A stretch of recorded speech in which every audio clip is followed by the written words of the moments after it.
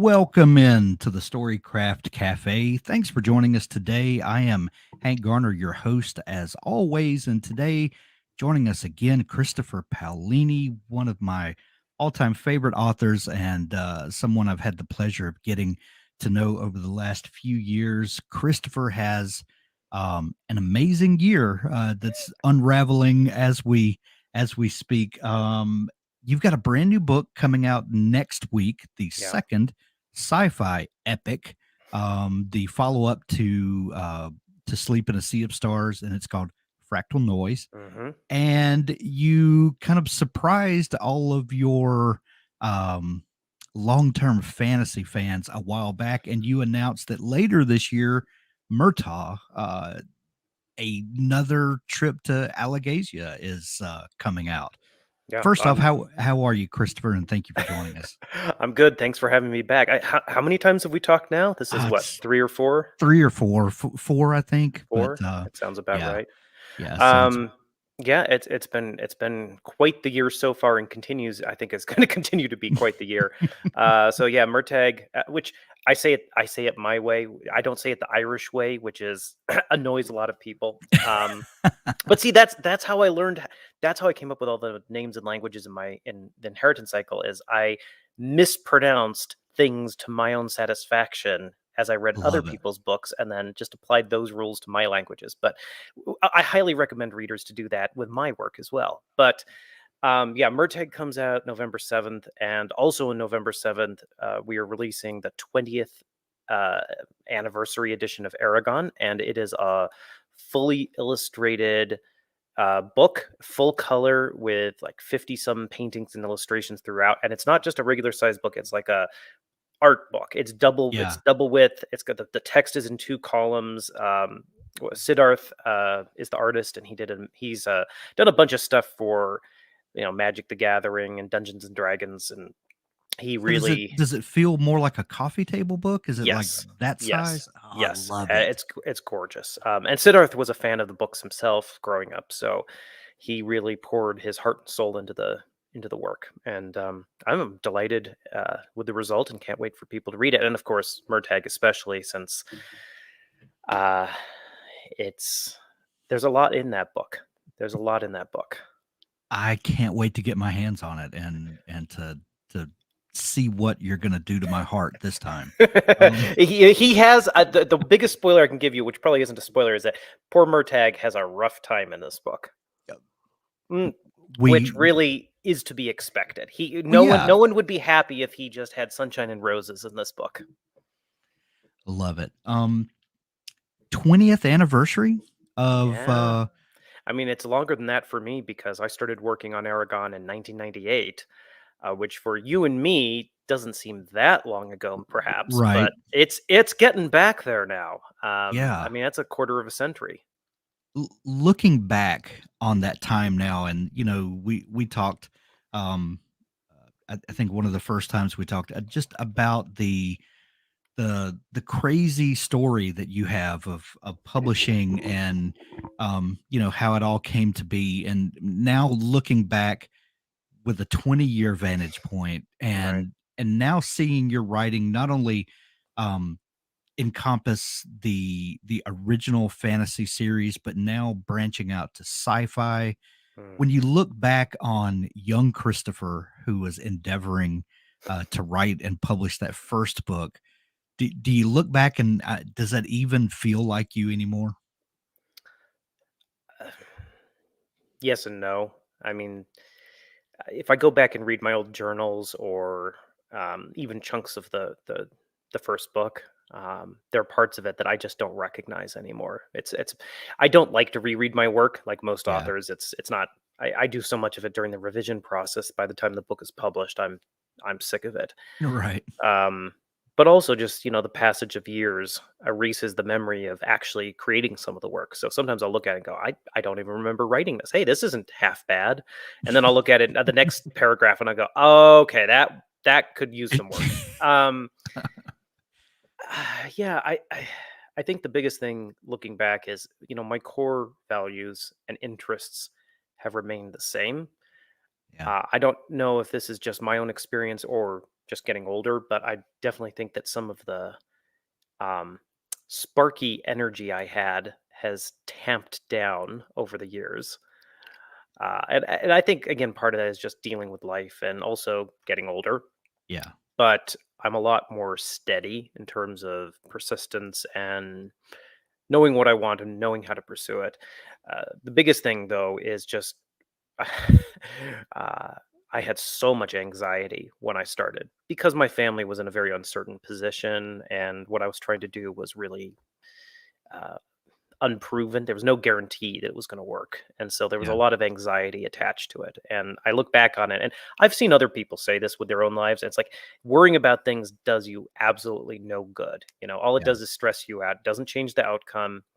And I wish I could go back and tell my past self, my teenage self, to just stop worrying so much about this. Of course, the flip side is sometimes that anxiety or concern can spur you to do the work that would be too uncomfortable to do otherwise. So I don't want to say that it's, you know, completely useless. Negative motivation can be just as powerful, if not more powerful than positive motivation, but you have to channel it in a constructive manner so you don't tear yourself apart.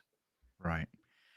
Um, most people don't have the publishing story that you did. You begin writing as a Yeah. teenager, publish, as a very young adult. Most people are coming to writing, usually 20s, 30s, hmm 40s, sometimes I 50s, think I think and the average age of a first time author is like 36, that 35, sounds right. That 36. Yeah. that sounds about right. Um, and one thing that we tell ourselves when coming to something later in life, and there's some truth to this, is that well, you needed time to accumulate some life experience because a maturity reflects itself more in Yeah. a writer than maybe young naivete. Um, you began publishing at a very young age, and you also started a new sci-fi series at an older age. Mm. Does any of that hold true to you?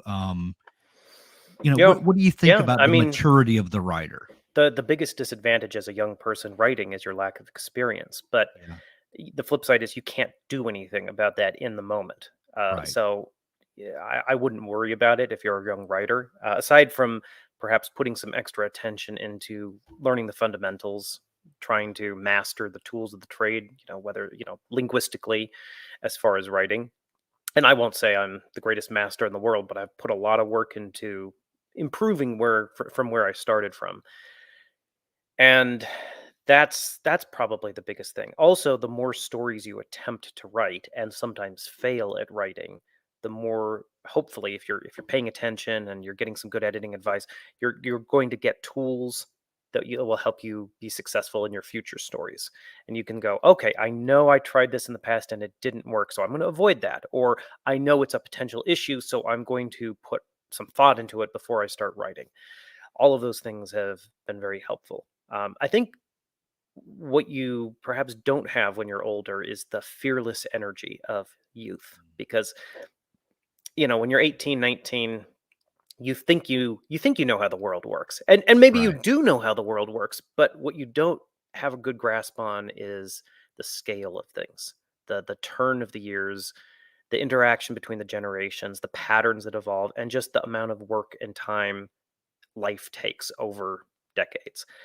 And the positive side of that is that I think, especially when I was younger, I was a lot more willing to just jump headfirst into a project with no idea how to do it because, what the heck? I'm going to figure it out as I go along. Now I'll still tackle that project, but I'll put a lot more groundwork into it beforehand. And I think that has been a useful lesson, that the more groundwork I put in before I write something, the less trouble I get myself in down the road. Yeah. A few years ago, before you published "To Sleep in a Sea of Stars," you had been very vocal about tackling this new project, and hmm that it was taking a little while. Yeah. Whereas you work on the first fantasy book for a number of years, and it comes out, and then you're under a publishing contract, and there are Yeah. deadlines, and the writing speeds up, and you learn as you go, and you become more well equipped, and all of that good stuff. But then switching gears from fantasy to science fiction, was that a completely new world? Like in bookstores, we love to group science fiction and fantasy Yeah. together. I'm not exactly sure what that's all about, but we just always have talked about sci-fi and fantasy like they're close cousins. I mean, they Um, are. are they? They are. I mean, they're genres of imagination. And one could actually make an argument for throwing horror into there as well. At least horror that has a supernatural element. Right. I mean, one could even make an argument for certain techno thrillers really Sure. deserving to be in the sci-fi genre as well. But um, when I think of a science fiction like Hyperion or Dune or something where it's creating an entirely new setting, entirely new rules to the universe and the culture, that's very much what fantasy will do in many cases. So they're similar in that respect.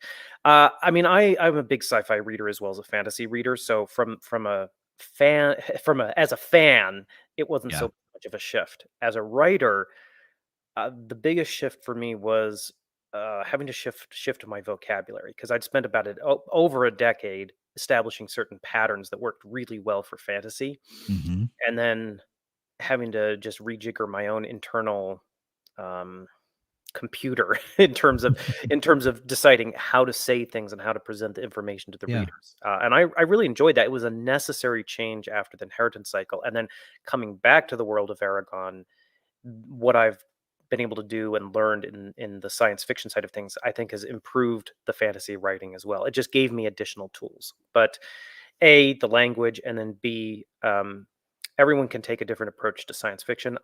My approach was wanting to have some of the things that are a little more hand wavy, like faster than light travel, but at the same time, not wanting to contradict physics as we know it, which is a tall, tall order.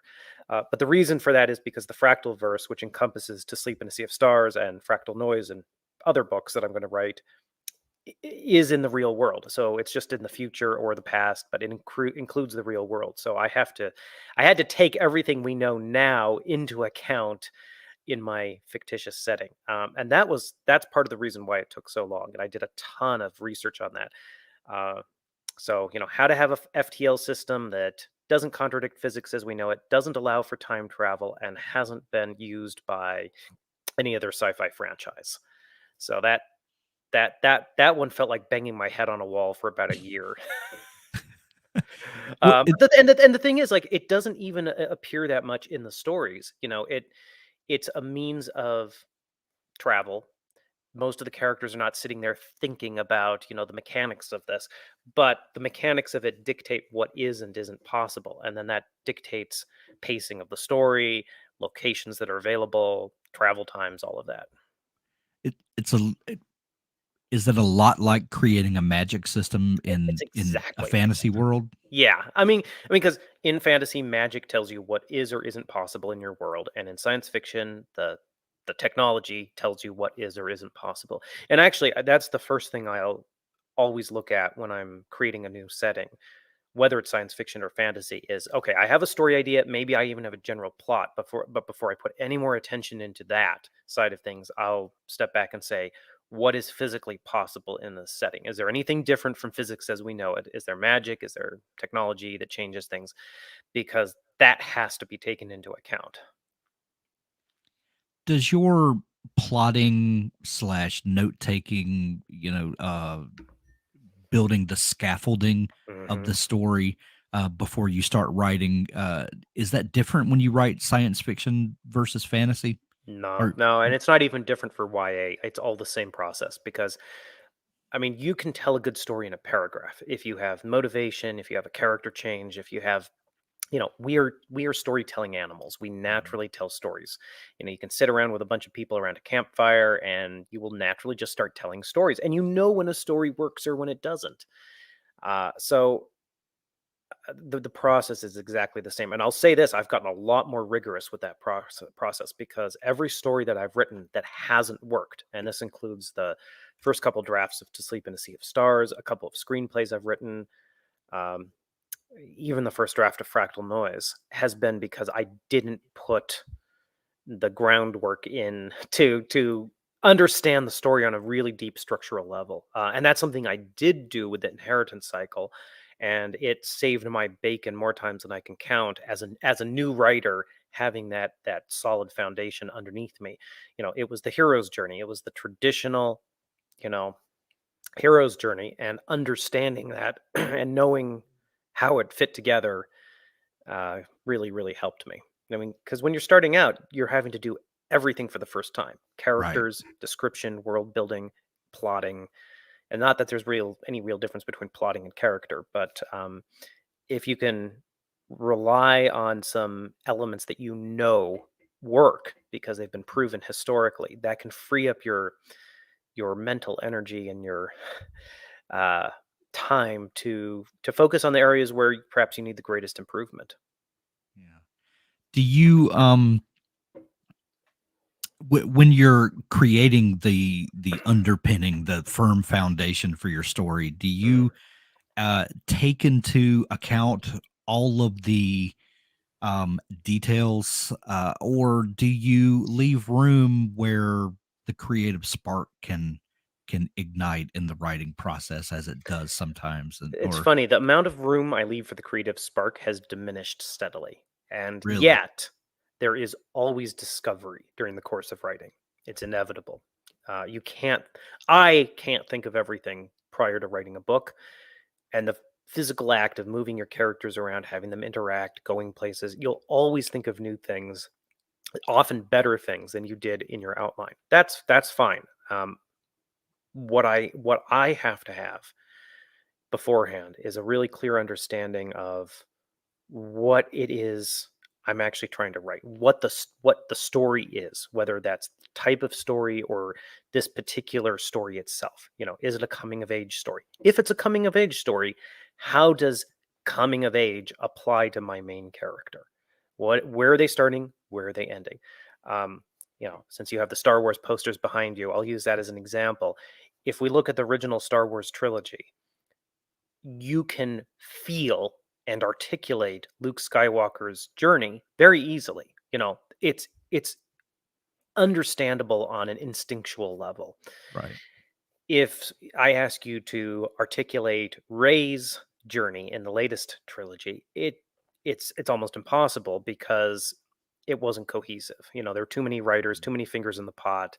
right. There isn't a cohesive vision for what her journey from start to finish is. And so you don't feel it as the audience in the way you can with Luke.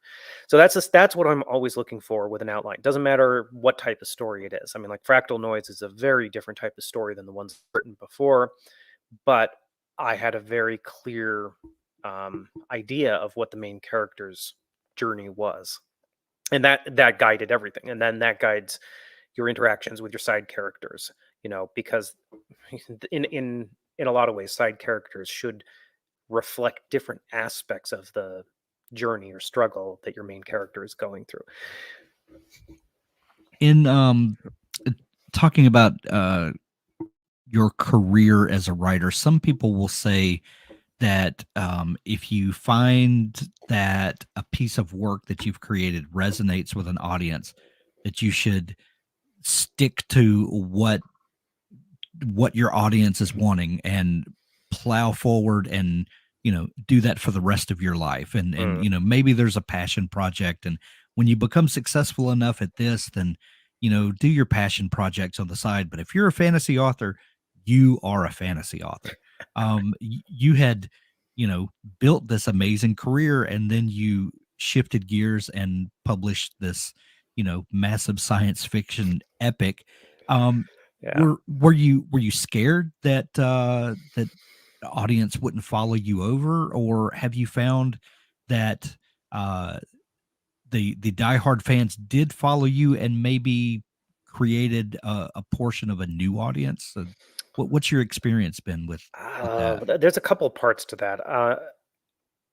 I mean, the first bit is that I didn't expect To Sleep in a Sea of Stars to sell the way Aragon did. It's a different type of story. It never it never had that broad appeal that, again, the coming of age story like Harry Potter or Aragon or Yeah. Hunger Games or Twilight has. So I never expected it to find the same audience. But I was very pleased that it did find the audience it did, and especially Yeah. for an adult sci-fi, it sold very well. And very And well received on top of that. it won Goodreads Best Sci-Fi of the Year, so I'm Yeah. happy with that. Um, and Fractal Noise, I mean, got starred review in Publishers Weekly, a bunch of other great reviews from other places. So again, I've been very happy with the result, with the response. Um, so there's all that, and I do think that perhaps at first some science fiction readers, especially the adult ones, kind of looked at perhaps what I was doing a little sideways. As like, what's he doing? Nah, come on, he wrote that kid's dragon book. Nah. Right. And I think the longer I keep doing this, the more people are gonna go like, oh yeah, he's serious about this genre. He's really giving it an honest attempt, and I'm gonna pick that book up and read it. And hey, I enjoyed it maybe.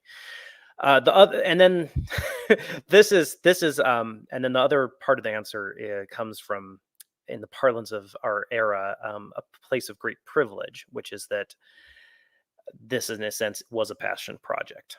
I didn't need to write it. Yeah. I have been very fortunate with the inheritance cycle, so I can just pick and choose my projects as I wish. But I have a lot of stories I want to tell, and a lot of them are in the world of Aragon, which is why we have a new book coming out in November. Yeah. Um, but I have that freedom to basically write what I want, and if the readers follow me, great, and if they don't, I'll probably kick myself in the backside and go, "What are you writing?" But I do have that freedom, so that's nice. Uh, Um, that said, I am a storyteller. I want yeah. people to read my books. I'm not. I had a conversation with a very well-known fantasy author who is going to remain unnamed in this conversation, who was lamenting the idea of his books becoming actually more popular than they were, because then they wouldn't be read by this, the true fans anymore. Basically, the dabblers would come in and read his work and just ruin the fan base and all this. I was looking at him going, dude, that is such a elitist attitude. I'm It sorry. is. We write so people will read our stories and hopefully enjoy them. And trying to, firewall them like that is just it didn't. I'm a populist in the sense I'm writing books that I hope people will read, and I hope as many people as possible will read them. So You mentioned Harry Potter a little bit ago, and some of those. You mentioned several franchises that were uh, kind of in the same time frame mhm, becoming popular as Aragon did, and my kids were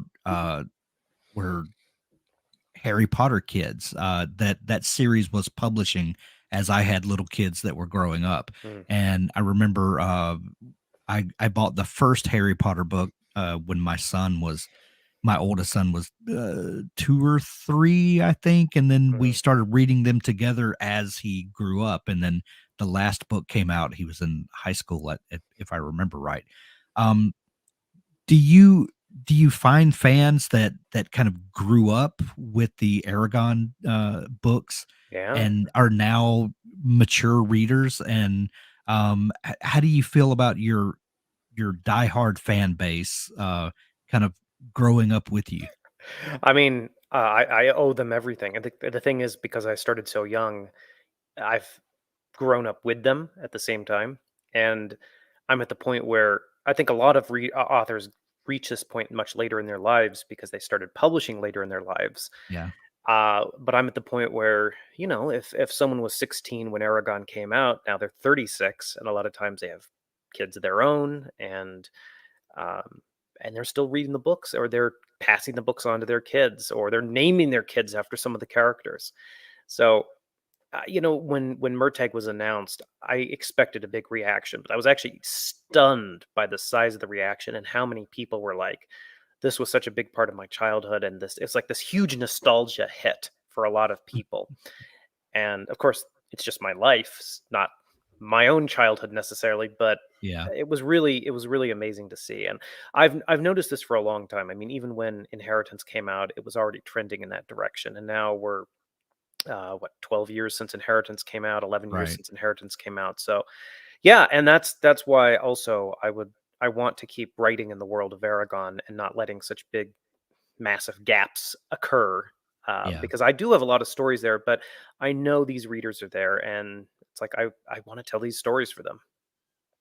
When you shift gears from coming off Fractal Noise and Mm. then going into Murtag, and you talked a little bit about kind of going back into that world and things coming back to you. Are there certain things that you do to help you switch gears from Christopher the sci-fi author to going back to Allegasia?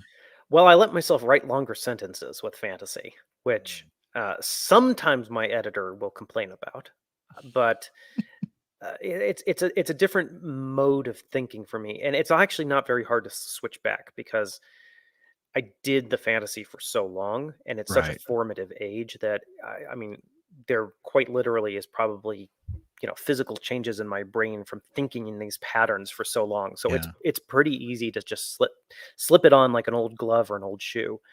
But in some ways, also I have a way of visualizing it that gets me in the mood, which is when I think of the sci-fi. So I'm very very visual. I always think of almost like an empty spaceship corridor with artificial gravity. Of course we'll go with artificial gravity, but Sure. with like bare metal grating on the floor, and the light in the corridor is this sort of artificial blue light that you see this Mm. sort of blue light in a lot of James Cameron's films. Yes. And it just, for whatever reason, and I kind of hear the kind of the background noise of the spaceship, and that just instantly puts me there. That's always kind of the mood I want to be in when I'm writing my sci-fi. And for the fantasy, I mean, I look outside. I live in the Beartooth Mountains here in Montana, so it's every Yeah. day We live in a inspiration. fantasy world. Yeah. Pretty much, pretty much. It Just looks open the like Lord of the blinds Rings and outside the window. it's amazing. Let's talk about Fractal Noise for a minute because To Sleep in a Sea of Stars was this amazing sci-fi epic, in scope and size.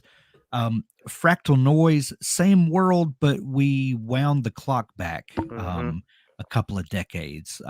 What was the after you finished the first book, and I remember you telling me a year or two ago, whenever it was, that I have more stories in this world I want to tell. Is just kind of as soon as I know that people want more of these stories, I Yeah. have more to tell.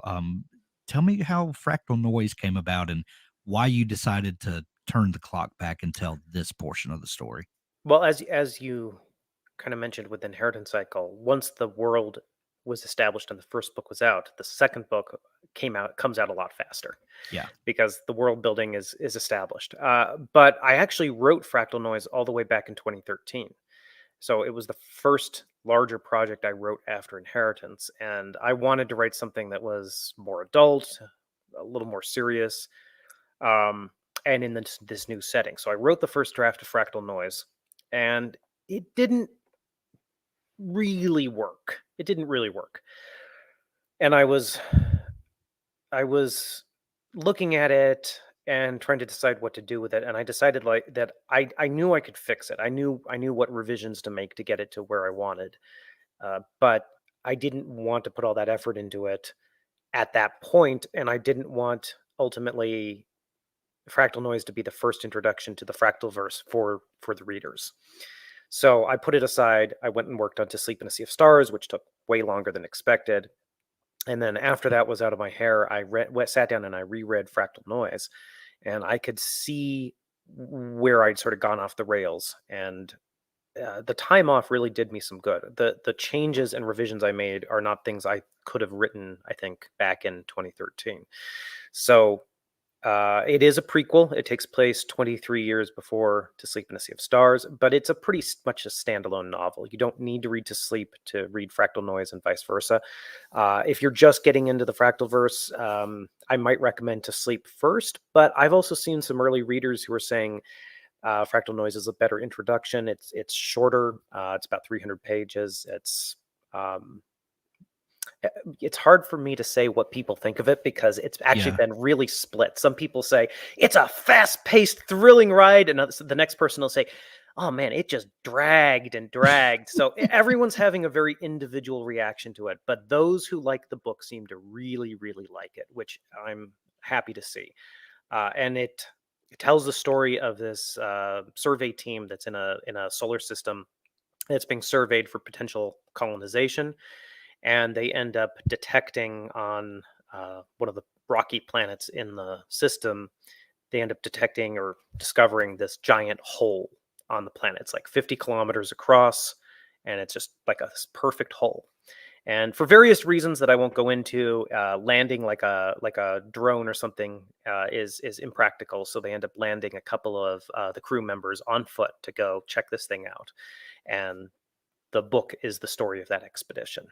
And of course, since we wouldn't have a story otherwise, things do not go particularly well for them. Of course. Of course. You got a red shirt, some people. That's It's right. That's right. yeah. And I did about 6 pieces of art for the book as well, which are in both the ebook and the hardcover. So that was a lot of fun. Nice. Um, I didn't realize that Fractal Noise, that you had come up with this concept before to sleep.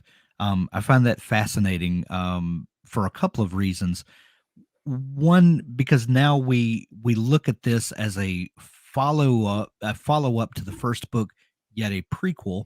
Mhm. Um, Meaning, and correct me if these are just some assumptions that I'm making, that in your mind the story comes out in a certain order, and you tell the story of To Sleep, uh, and then this book. So there's a pattern of the way some of the world building is unfolding. Mhm. But now that both are out, if someone has not read any of them and they say, "Well, I'll read the prequel first," Yeah. you know, and then it's just a straight progression. But when you write it that way, it's not necessarily a straight progression. You No. told this story first, and then you went back and told this one. Are there things that unfold and unravel in the way you publish them that is going to be a different experience if you read them chronologically? Uh, well, I mean, for one, the world building I did into Sleep retroactively changed things in Fractal Noise because To Sleep is such a bigger book. By the time I Yeah. did all the work on that, I had a much deeper understanding of the setting, and so then that got applied to Fractal Noise and necessitated a certain number of changes. Uh, I mean, there's always been this argument of writing, publishing order versus actual in-world chronological order. I know I've seen, which kind of shocked me, that there are box sets of the Chronicles of Narnia, which are ordered chronologically in world, which is absolutely the wrong way to read those stories. By the way, everyone should know this. 1000%. You need to read them in the published order, Yes. which starts with The Lion, the Witch, and the Wardrobe, of course. Yes. So I don't know.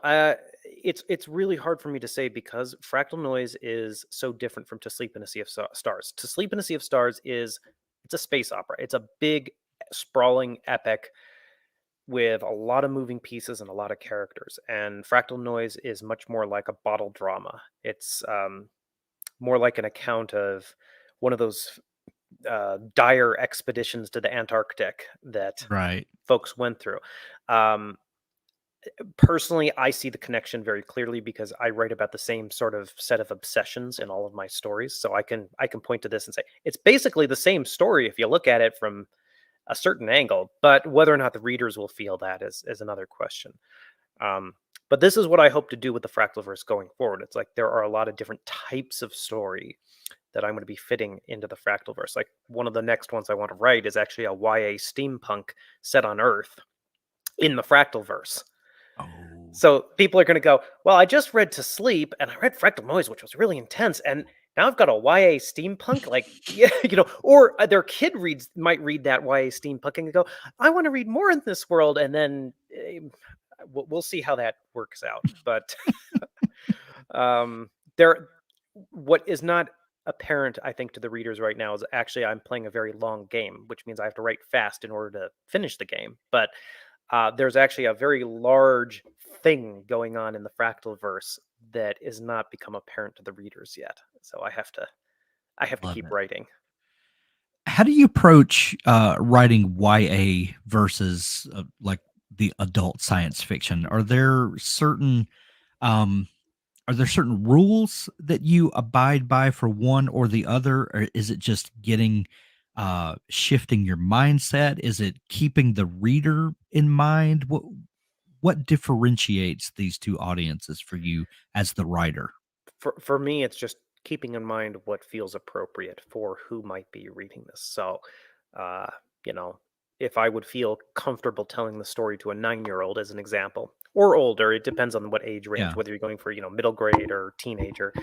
But basically, would I feel comfortable with a kid of my own of that age reading this story? That's really what guides it. I don't worry too much about um, the emotions being too serious or too mature, because kids have strong emotions and it's okay sure. to acknowledge them. But definitely I wouldn't engage in profanity or sexual content if it's aiming younger. So, but that doesn't seem to impact the power of a story that you can tell. Yeah, yeah. Do you think differently in terms of story structure when you're writing No. fantasy versus sci-fi, or is it just a difference in window dressing? Just a difference in window dressing. I mean, when you study structure enough, you start looking at the characters almost like symbols.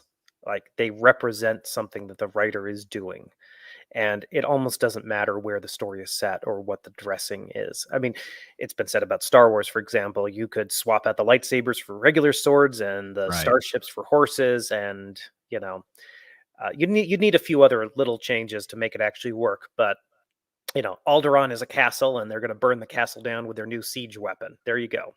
Um, so the trappings almost don't matter, and that's why archetypal stories last so long, because you can slap a new coat of window paint on them, and yet fundamentally they're still the same. Yeah, I think that's pretty much where I've come down to it. Yeah. Um, what have you seen change in the publishing industry over the last 20 years? Oh man. I mean, for one, self-publishing is much bigger, and the Right. options for self-publishing are, you know, And you myriad. began as a self-published author, Yeah, well, I mean, so when I in started, in a ebooks very were different world, but yeah, yeah. ebooks weren't a thing. There was no iPad, there was no Kindle, there was no Nook. So self-publishing really meant physical copies. Amazon was around, but even then, Amazon shipped you a physical copy. And there Yeah. were people who were experimenting with like HTML, PDF books, but there was no standard format or reader that people could use. There were no smartphones. It's not like you could just read on a smartphone. So Right. that's been a huge change. The Amazon self-published marketplace has just exploded over the past number of years. Social media, of course, for promotion. I mean, like what we're doing now, and then just in general, the importance of maintaining social media, interacting with fans. I mean, I got into Twitter the day of the book launch for Inheritance in 2011, just when social media was starting to happen, starting to take off. And the difference between then and now, for both for individual authors and then also for the publishers, is staggering. So I haven't launched a big book with Random House since 2011, but I did have my collection of short stories, The Fork, the Witch, and the Worm, which came out end Right. of 2018, beginning of 2019. And Random House did a great job with that. But we all had certain expectations for it, which were not as large as a major entry in the world of Aragon. Um, and the book did just about exactly what we hoped it would do. But the difference even from then to now and how Random House approaches social media marketing, it's night and day. I mean, they are, well, I'm not sure how much they'd like me to say because some of it may be proprietary, but they have an entire division devoted to it, and they are deeply engaged in, you know, how people are looking and interacting at advertising posts, hashtags, all sorts of stuff. So that is a big change, and I know they don't do that perhaps for every book. They have limited resources, of course, so they have to pick and choose which books they're really going to focus on. But that's a big one. And another thing is, despite all the dire predictions for the book industry over the years, because of the internet, because of smartphones, more people are reading now than any ever before, and the publishing industry just keeps turning profits, Yeah. and more people are getting published as authors. So it's been a good run in terms of publishing.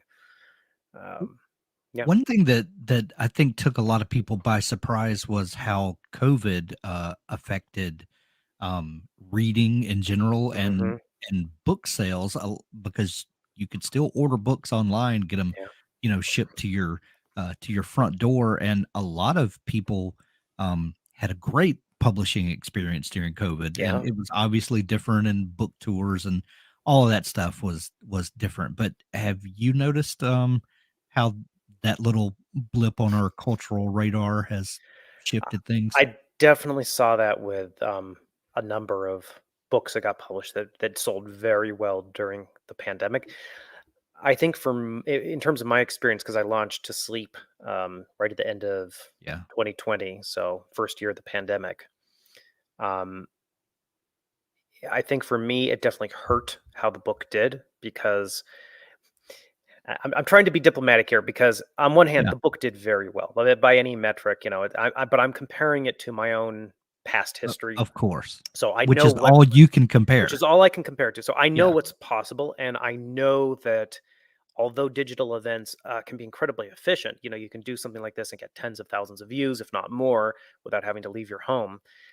There is a difference between that and actually doing an in-person event where people come and buy books, and you get a different group of people every yeah, single stop, which you might not get with a digital event. You might get the same people who are just kind of watching your content in general.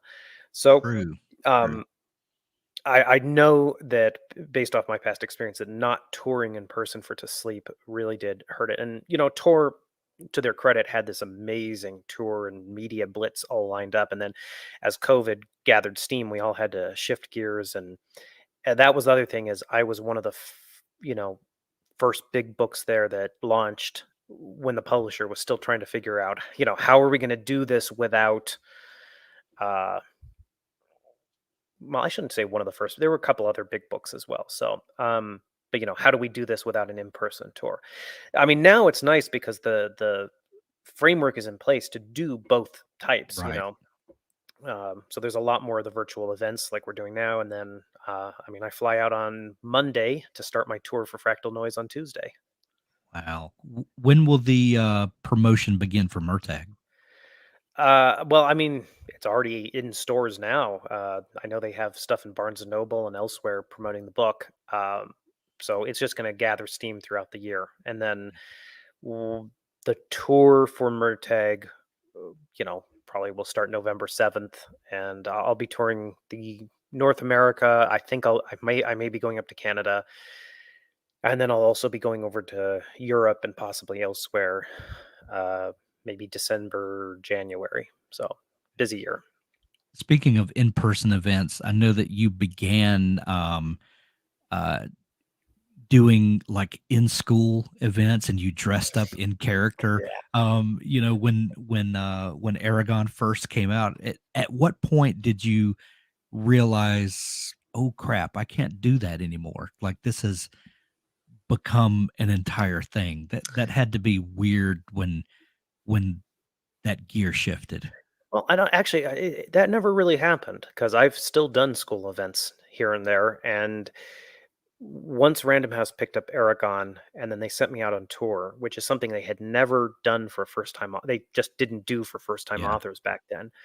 And then people were showing up. I mean, and the crowds just got bigger and bigger over the course to the point where they sent me for a second tour for Aragon. So we did like a week and a half, I want to say, something like that, and then they sent me for a second tour, like in a couple of months, which again they had never done before sending an author out for a second tour, and that's when we really knew, like we've got something here. And then when I toured for Eldest, the second book, that was when the movie was about to come out.